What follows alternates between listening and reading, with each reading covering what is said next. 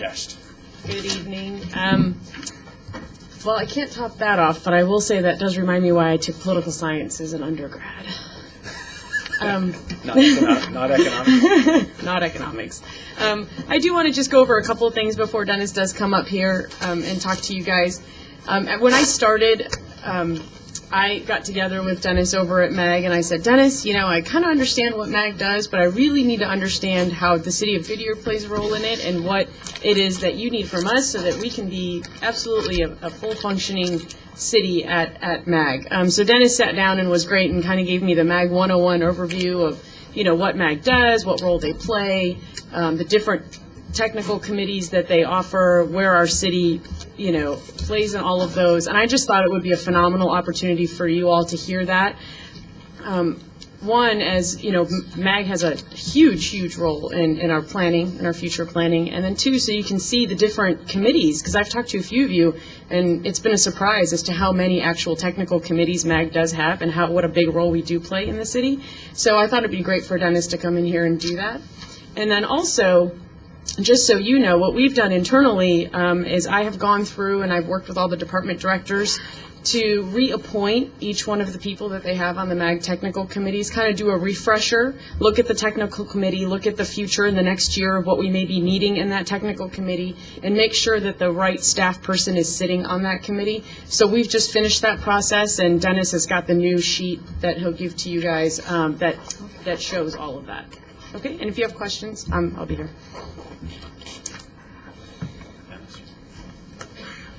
Thank you, Vice Mayor and members of the council. I'll do my best to explain this organization. It is a little complicated. We deal with a lot of topics, but I do appreciate the opportunity to come out here tonight and go through what we do.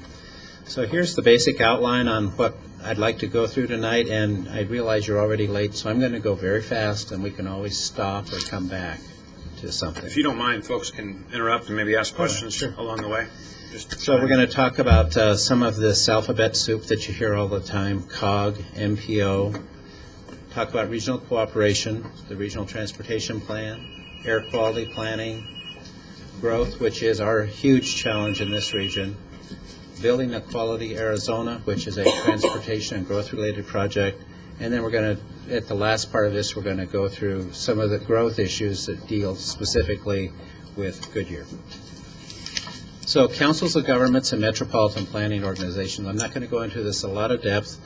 Councils of governments were formed in the 60s and early 70s, and they had a very broad mission.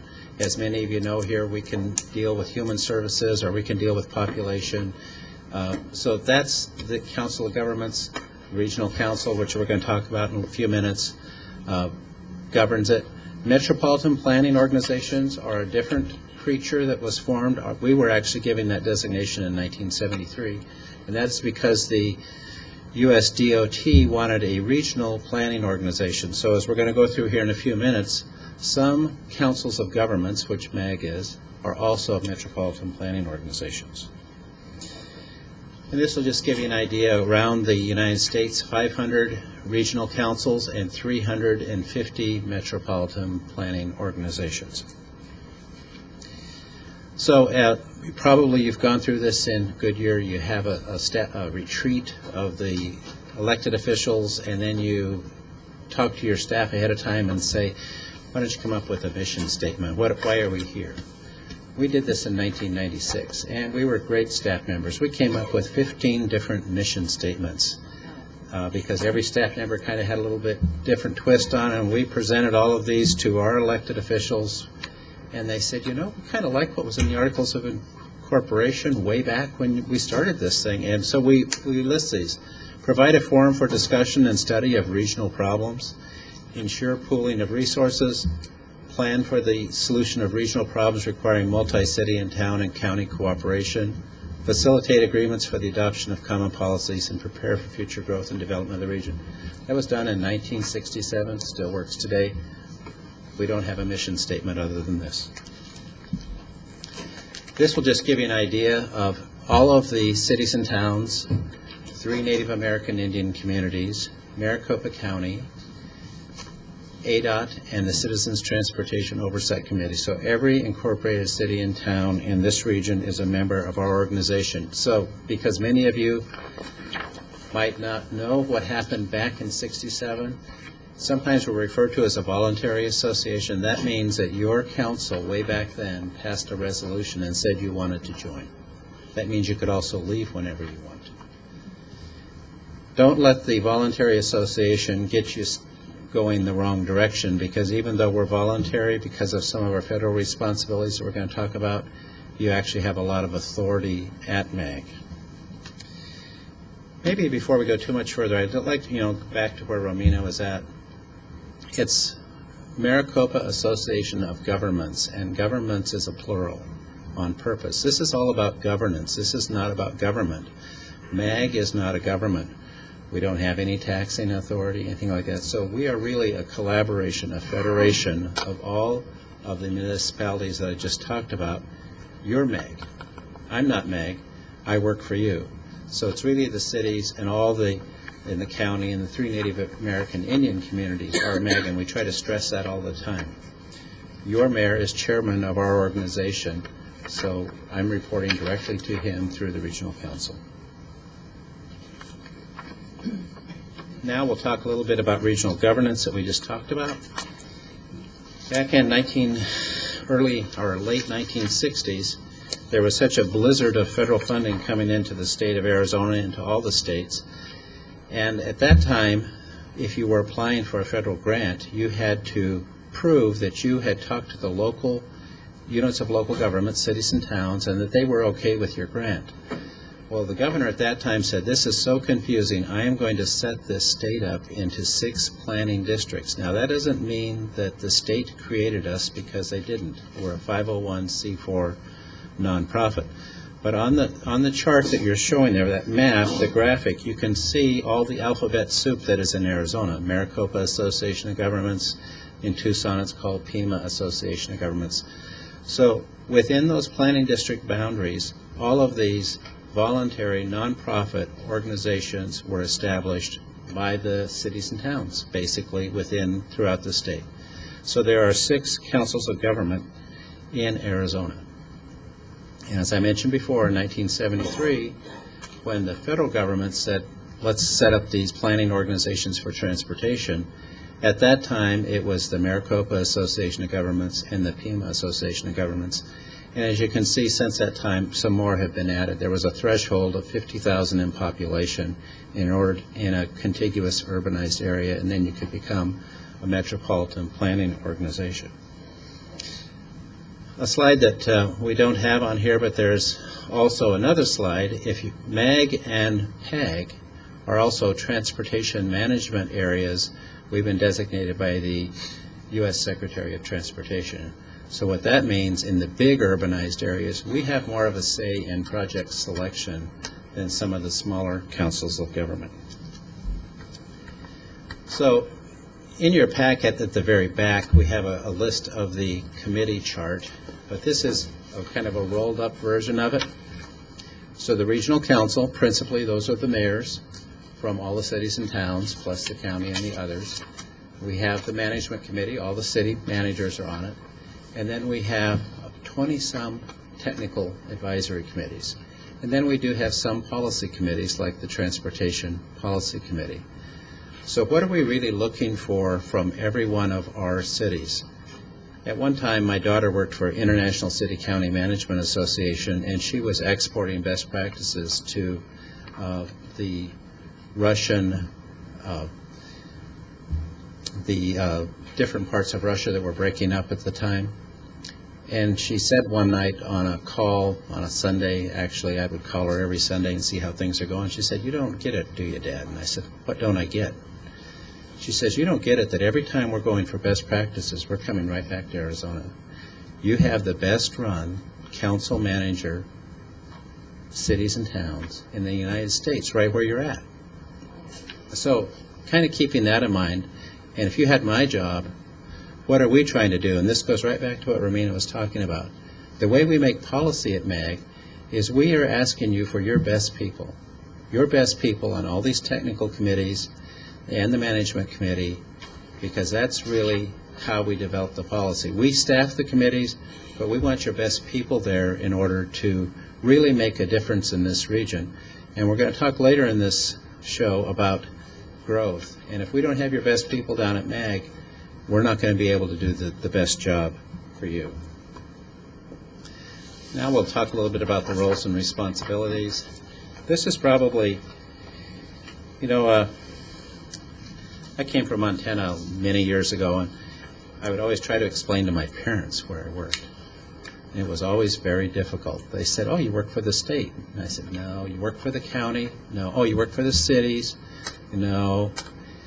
Well, who do you work for? And every time I tried to explain it to them, they didn't quite get it. So I'm going to go really slow on this one. So if I was sitting in your chair, my real question would be, well, Dennis, whoever said MAG was authorized to do anything? Because you've already told me that you're a voluntary association. Well, I think the key is in this one slide.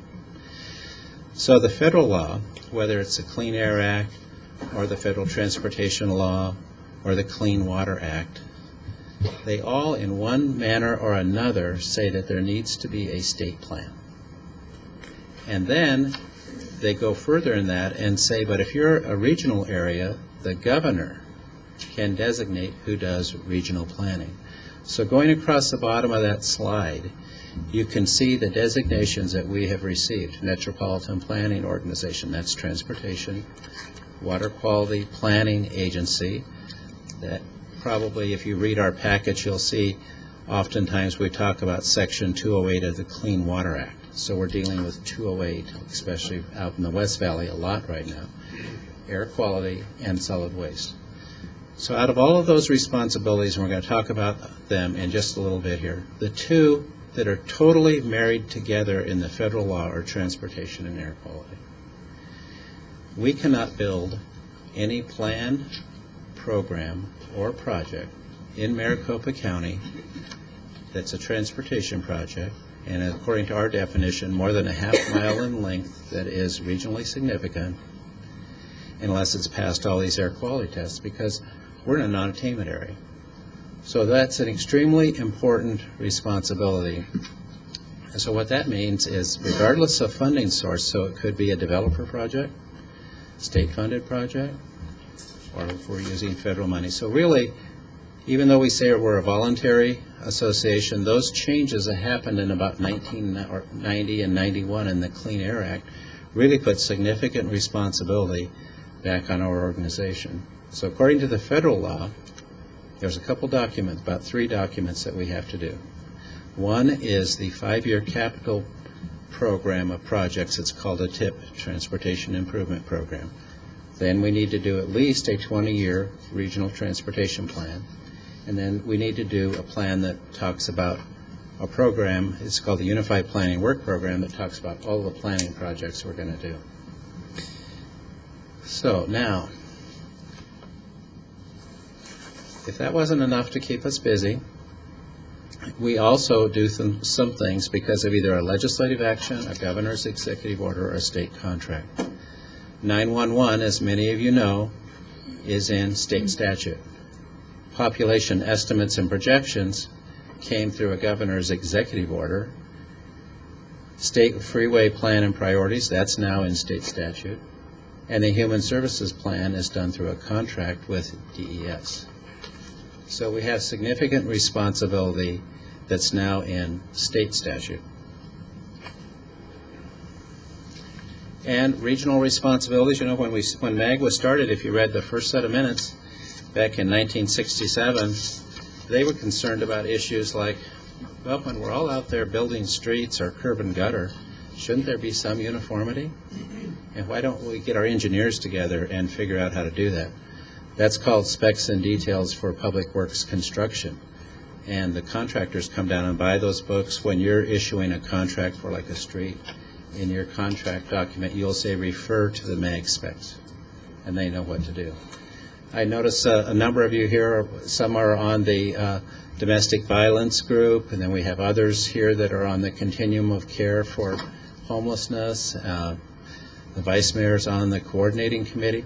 These are things that all came out of the cities Domestic violence was the great example, came out of the cities where they said, this is not just one city's problem, it's every city's problem. So that's just an example of other ways we get responsibility. So now we're going to start going faster here. So air quality planning. We spend significant resources in air quality planning in order to run all of those computer models that are dictated by EPA. Requires a staff of PhD engineers working in our office running very complex models.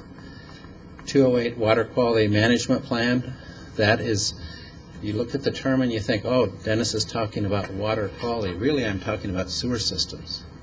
So what we do is we hire an engineer. They come out and talk to all the cities and say, what do you anticipate will be your sewer configuration for the next 20 years. We put it together in a regional plan. And then you can't change that plan unless the amendment to it is sponsored by the city. And so that we have a committee at MAG that deals with that. That puts the control on future wastewater configurations back with you, where it belongs. This is the specs and details that we were just talking about. Building codes is another thing. We have your building code people meet almost on a monthly basis at MAG. The continuum of care, this one used to be done at one time by Mesa, one time it was done by Phoenix, and finally all of these groups came back to MAG and said, why don't we have MAG do this? And now we have a best practices at MAG nationally and just received $21.4 million for homeless services. And that's really been a great example of us working with the nonprofit organizations. Domestic violence, as we talked about a little bit. 911, I want to dwell on this a little bit.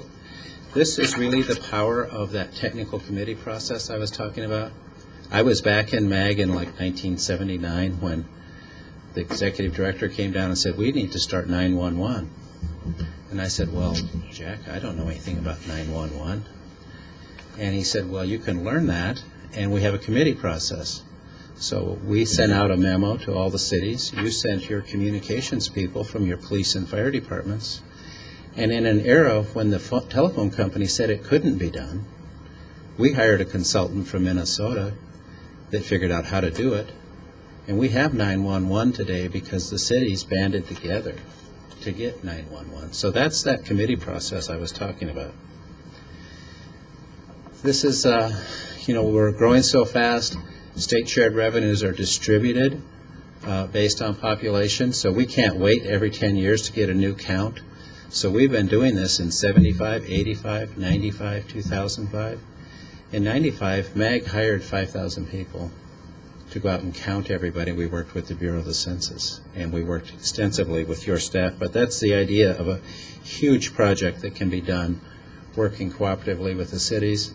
We have numerous public involvement in community events. This is a federal dictate right in the federal transportation law. I'd like to just stop on this one a little bit. Importance of transportation. So you see on the slide the Business Journal, and I think they were looking at the period 1980 to 2005. And they had a group of community leaders in, the big guns in the community, and they said, what was the most significant business story in all of these years? And if you start looking at that list, Palo Verde's in there, CAP, absolute number one were the freeways. So what does that have to do with, at that time, a little community like Goodyear? I went back to the minutes of September 1984. We had a 5-person subcommittee of the Regional Council. Your mayor, Mayor Chauncey Core, was on that committee. That's the committee that brought the recommendation to the Regional Council and said, let's go finance this. We ended up changing it off of property tax to sales tax. The mayors were the ones that said, we've had enough, and we're going to go build a freeway system. At the time, they were just looking at the outer loop, but we expanded it to the loop system that you see today. And so it is because there's a lot of strength in local elected officials if you get focused you can really make something happen. The freeways happened because of local elected officials. The vote against it that night was from ADOT. At that time, the governor did not support it, and the legislature didn't support it. They all came on board eventually. This really came out of local elected officials. This just talks about our transportation role. We're going to talk a little bit more about some of the other agencies like RPTA that Councilmember Cavalier sits on, but MAG really is involved in all of the modes. These are the organizations that are involved in this. We have 3 implementing agencies. ADOT implements freeway construction, Valley Metro is the rail construction, and RPTA's buses. MAG is the keeper and the holder of the Regional Transportation Plan. This is Proposition 400. This is another time the tax was going to run out in 20 years. We started it in 85, was going to run out in 2005. This is when the governor came to our office to sign the legislation to allow us to go for a vote. This was a real win-win combination of business community and local elected officials getting entirely focused to go out and accomplish something. This shows you how it won. Okay, here's where we're quite different than other regions throughout the United States. When we started that freeway plan in 1985, we handled it with ADOT like we handled everything else with ADOT. Wasn't a 5-year construction program good enough? We found out it wasn't. There was a performance audit done that said if you have a 20-year tax, you need a 20-year program, and that's called the life cycle program. Once we did that, that regional freeway program was on time and on budget. So when we did Proposition 400 and said, well, we're going to do more than freeways, we're going to do arterials, and we're going to do transit, we established in state law that all of those would have life cycle programs. And it kind of makes sense. So if you have a freeway that's at the end of the 20-year period, you want to make sure that somebody isn't using all the revenue ahead of you. And this is the way you keep it in balance. And this goes back to the Transportation Policy Committee. Your mayor's a member of this. This was where we changed the way we were doing business. I can still remember the mayor of Phoenix at the time, Mayor Rimza, came into our office when we were looking at this in like 2000, and he said, no one is going to trust MAG with a new tax. It is because of how insular you are. You aren't reaching out to the community, and the idea then was, well, let's put some business community members on the regional council. We went through a 6-month effort on that. The business community finally said, you know, we don't want to be on the regional council. We want to be on the committee that really is baking the cake, wherever that's going to be in MAG. And so we formed this. And you won't find this in many other parts of the nation where we really bought in the business community. We put 6 regional business members on. They ended up being the swing vote in our process. When we were done with that, that plan was as much theirs as it was ours. And then, as you all know, we had to balance regional interests. And it just kind of to stop on this point a little bit, oftentimes when you read the paper, you think, boy, it's that noisy down at MAG, because you're seeing all these quotes. And that is because everybody can get around one table and everybody gets heard. That is a very noisy process, but in the end, you have a better process because everybody gets their say. Almost on every regional issue, when it finally came down to crunch time, this region spoke as one for how to improve the region for everyone. This is something else that's very important. When we did the 2004 tax, we laid all the money on the table. That far left box, the purple box that you see there, that was a sales tax, but you can see that was only about $9 billion out of 16 billion. So all of the money that was regional in nature, we put in the plan and we allocated it all. Well, that's nice because it brought a lot of certainty. What isn't so nice is that we developed that plan at the end in September of 2003. So you're not going to know everything in September of 2003. And you might have other communities that say, well, we've grown a lot more rapidly than we anticipated then, so how are you going to take care of our needs? in state statute, because we were not trusted by many legislators, they said, you're not changing that plan unless there's a strict amendment procedure. And so it's very difficult to change the plan unless you have everybody pretty much in agreement. So all the money was spent, and that is very difficult, especially if you're a community on the edge, like Queen Creek, that had rapid growth and has all this traffic coming out of Pinell County flowing through its community. This is another problem. We spent a couple hours at one of our transportation policy committees just talking about litter when we were putting together the freeway program. At the time, ADOT, because of budget constraints, had cut all contracts for picking up litter. And I can remember some of the mayors, East Valley and West Valley, saying, how do you expect us to bring a business prospect into this region and convince them to come here if all this trash is on the freeway? And so what we decided is we were going to put some of the money out of the half-cent sales tax into litter pickup, and we reported in our latest magazine article that's coming out right now, DPS has reported the citations are down. So we've done an education effort, and we've picked up the trash by giving more money to ADOT to do that. Air quality planning, if you look on that left corner, that's one air quality plan. The air quality plans are measured in feet, 2 to 3 feet, to get an air quality plan developed into EPA. And whenever you think you have air quality figured out, it will change, because EPA and Congress are always changing the rules on us. It's the most complex discipline we have at MAG, is the air quality planning.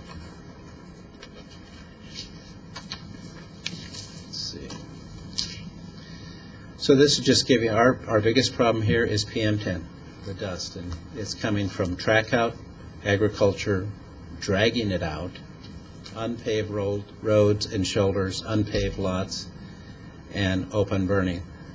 That picture on the right that you see, the open burning, that was probably within a quarter of a mile or less of one of our monitors. And when one of the business representatives went down and spoke to the person and said, I had no idea. So that open burning was probably causing one of those monitors to go off. So we have developed the PM10 plan. That's the dust plan. We've submitted it to EPA, and we need to get 3 years of clean data. This pie chart just shows where it's coming from. This chart really talks about what we really found we really needed to get serious on in this region is enforcement. You can have all the plans, and I know that your council came up with your measures, but if the plans aren't enforced by Maricopa County and Maricopa County Rule 310, it doesn't matter. And so that's, I'll give credit to the county. They've invested millions, and they've hired 70 additional. Some are inspectors, and some are the administrative staff that go with it. So we're really hoping that we're going to get some improvement in that.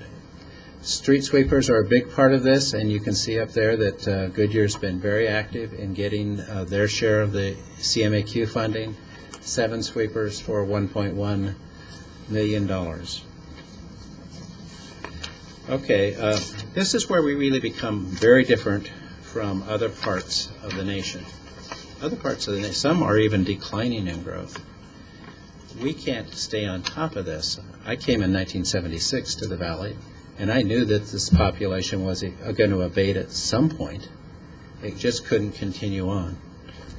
And then I thought when we did the 85 special census, oh, it'll slow up, and then the 95, 2005. I don't think that way anymore. If you don't build it, they're still going to come. And so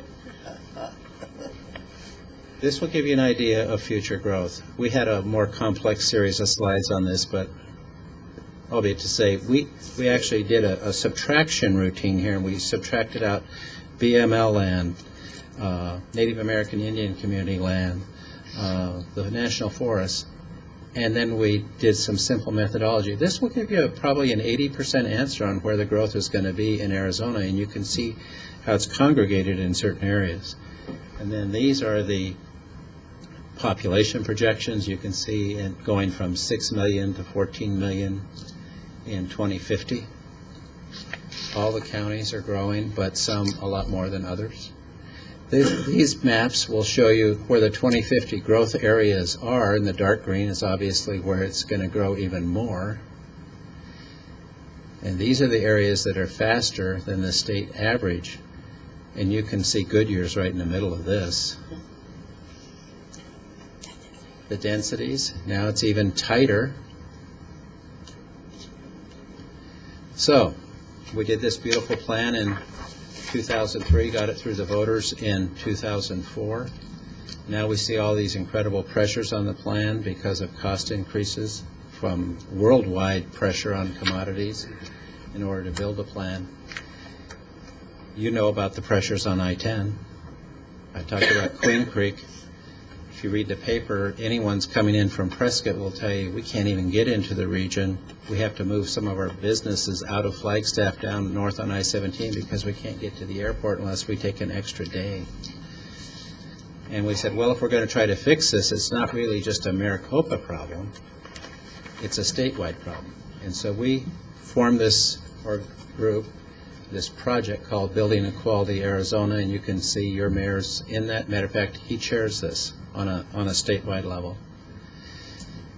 So we're trying to get ahead of the growth, and I believe one of our staff members, Bob Hazlett, a very talented member of MAG who lives in your community, he came in and talked about the Hacienda framework study, I believe, not too long ago. And we said, really, we need to get some better planning statewide, and who's going to do it? And we said, well, is it the state or the regions? And we thought the regions are the best connected to this problem. You really know what's on the ground more than any state employee. So we've been working with the regional organizations to put this together, but we included all of the alphabet soup that we talked about early on, plus some other organizations. ADOT's a partner in this, the Governor's Growth Office, and we've been talking to the legislature about it. We're only going to solve this Arizona growth issue if we get everybody on board. So we talked about doing these framework studies with all of our partners, and they said, you know, I'm not sure we can wait for a whole bunch of studies to be done that talk about 2050. What can be done early on? And so we created this thing called a reconnaissance study for $300,000. MAG paid a portion, ADOT paid a portion, FEMA, Association of Governments, paid a portion. That study's just about done, and we're trying to find out what are some of the low-hanging fruit that we could go work on right away. But the really important thing, about $50,000 worth of that study, was to come up with a computer modeling tool that would tell us the traffic statewide. Up until this point in time, it hasn't existed.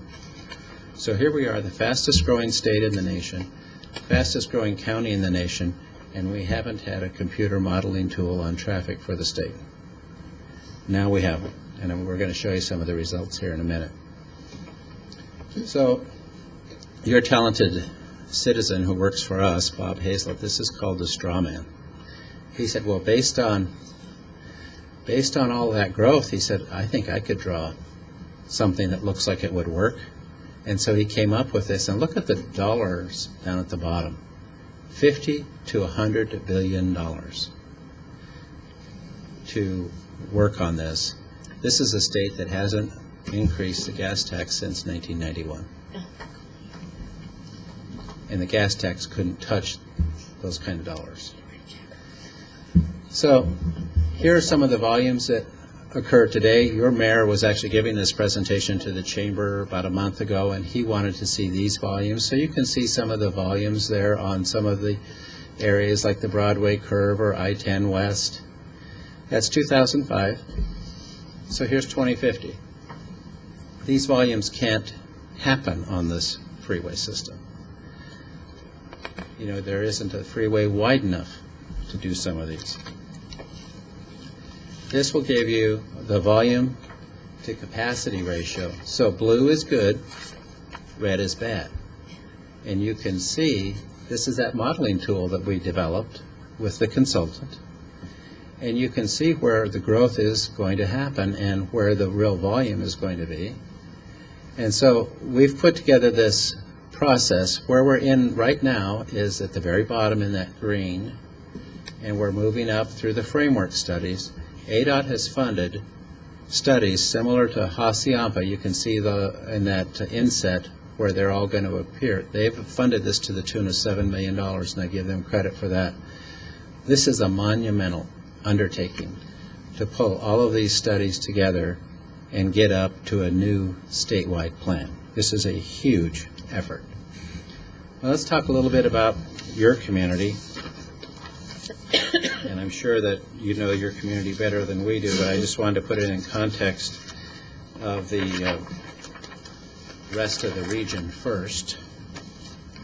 By the way, Bob took these slides this weekend, so these are right up to date. So here's 1955 to 2000. So that beautiful freeway system that you see being built right now, that was envisioned in 1960 by some engineers from Maricopa County, ADOT, and the city of Phoenix. And they worked with a consultant named Wilbur Smith. We refer to it as the Wilbur Smith study. It laid out all of those freeway elements and major arterials that needed to be developed. And there you can see the population in 2000. Now let's fast forward. So there's 2010 and 2040. That's what we're looking at here. And remember, again, your first inclination is, well, it's not going to happen. I quit saying that. It is going to happen. And we need to figure out how to manage traffic. And it's not just freeways and arterials. It's bus rapid transit, HOV lanes, light rail, commuter rail. We need everything here. And people are coming here because of opportunity.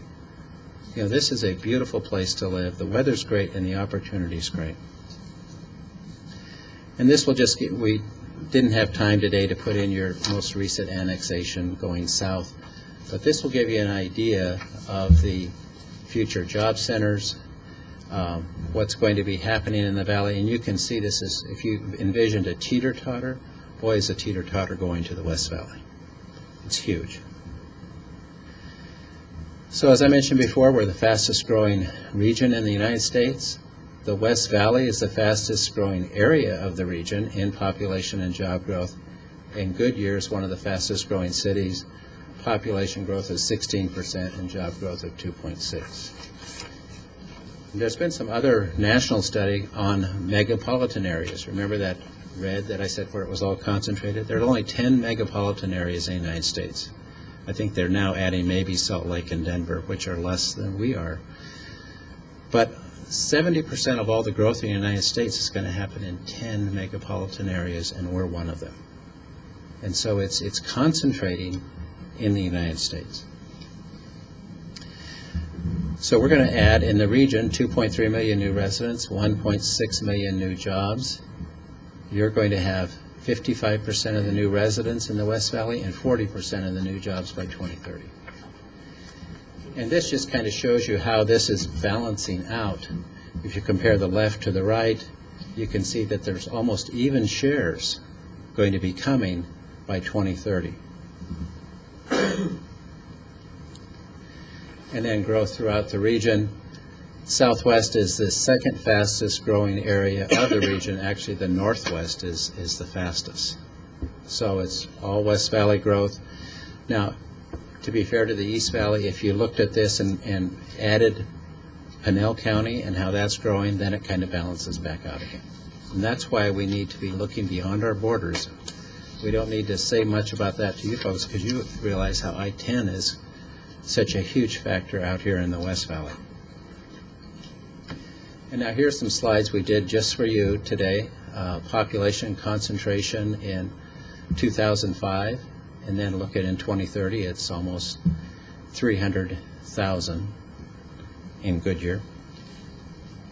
And employment, you're going from 15,800 in 05 to 130,300 in 2030. So, let's talk a little bit about Goodyear again. 250,000 additional new residents, 115,000 additional jobs, six-fold increase of the population, eightfold increase of the economic base of the community. and everybody around you is growing. You know, what I didn't go into a lot of detail here, when you back way up and look at Arizona, there's a county up in Utah, St. George, that's growing by 400 and some %. And the population in California is unbelievable. When you look on the border with Mexico, that's the fastest growing part of Mexico. So we're in this huge squeeze play.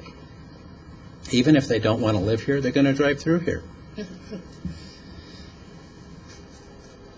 So here's where we're going. This is our last slide here. We have to work on our relationships within MAG. That's very important, especially in the fast-growing West Valley, where elected officials are changing because of the changing demographics. Then you have your managers changing. And actually, in about 3 weeks, we're sponsoring an event downtown where we're going to bring all the managers together because we think they need to know each other better. And we're inviting the regional council members to come in and hear a national expert on the, you know, we're in competition with the rest of the United States, and we're in a global economy. We have a lot of challenges on this freeway system with the increasing costs.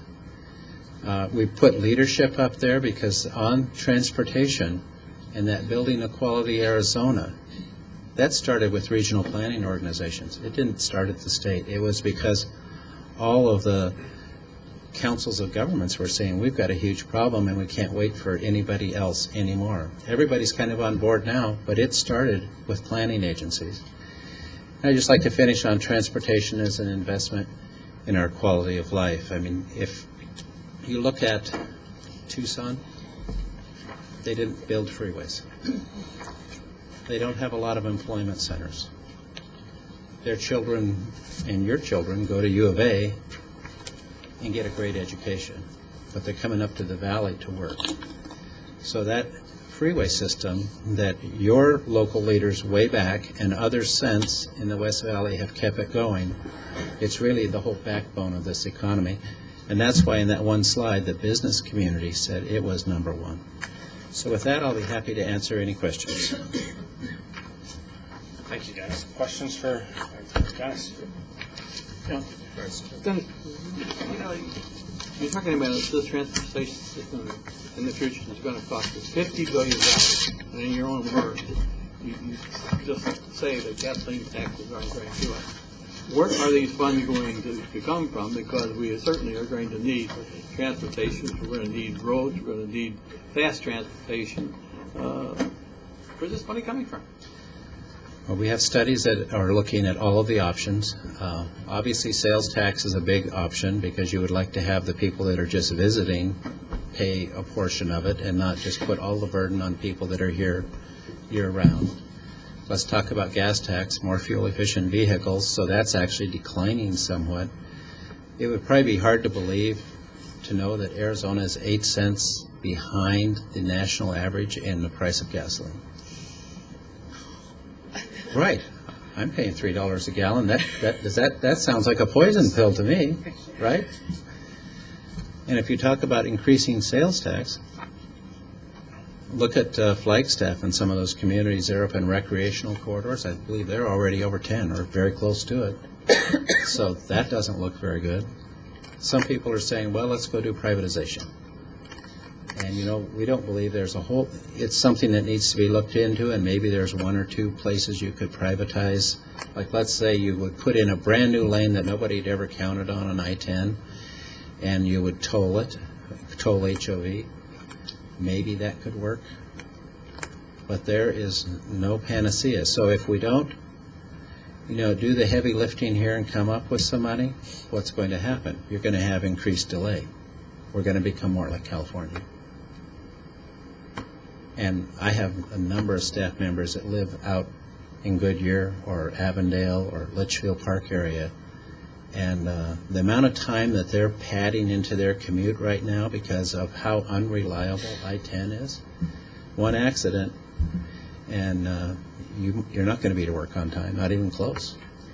So we need to get everybody engaged in this statewide and figure out whether it's going to be sale. There's been some polling done, and the polling is saying, the citizens are saying growth needs to pay for itself.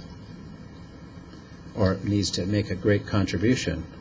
Well, I don't know if any of you are in the real estate business here, but can you imagine if we did a real estate transfer fee, fancy word for a tax?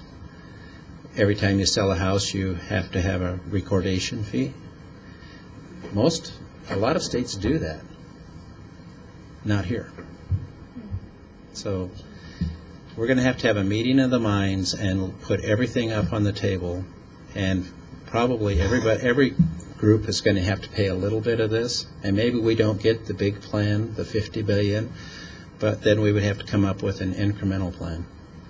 And there are a lot of big ideas on the table. Commuter rail between here and Tucson, commuter rail going up the BNSF on Grand Avenue or out this way. All of these are extremely expensive. Freeways, some of the freeway estimates now are $100 million a mile. I mean, when I heard that, I thought it can't be. You know, we used to have freeway segments at $40 million a mile, $45 million a mile. And so I thought, well, the housing industry is kind of going down a little bit now, so maybe we can get a better price on cement and steel. And we're not seeing a great dampening of those costs. But we know if we don't stay engaged in this and try to manage our way out of transportation problems, that the quality of life is really going to suffer in Arizona. So we're looking to all of your great people that you send on these MAG committees to help us solve this. Thank you.